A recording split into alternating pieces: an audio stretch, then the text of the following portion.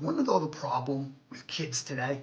I mean, you've heard that sentence. And usually it's followed by something like, they're entitled, they're distracted, they just don't want to work. Well, last week I delivered a couple of seminars to groups of young Gen Z aspiring educators, and admittedly, most of these young people that I met all seemed to have an attitude. They had an attitude of curiosity. They had an attitude of deeply rooted compassion and social responsibility. All of their questions and insights were around helping people who are struggling. They wanted to know how to better engage students in the future and help them feel seen. And true to their stereotype, they weren't even completely focused on getting a job.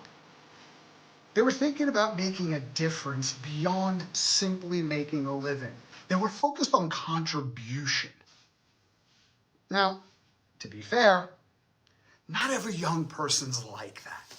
But here's the thing that I think tends to get lost in the kids today conversation.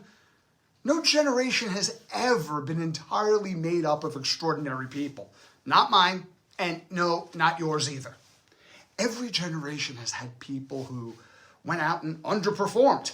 And every generation has had people who stepped forward with compassion, with courage, and with curiosity, trying to build something of value. So we have to ask ourselves if our assumptions are rooted in reality, or is it just a story we're telling ourselves? Research from Deloitte's Global Gen Z survey consistently finds that Generation Z places a high value on meaningful work and societal impact, suggesting that the issue isn't laziness. This is a generation that wants their efforts to matter.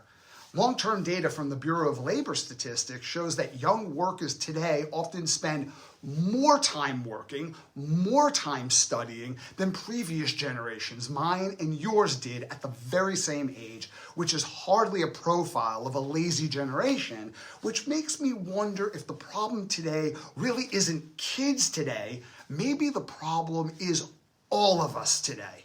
We've kind of drifted into this culture where communication often looks like monologues instead of dialogue.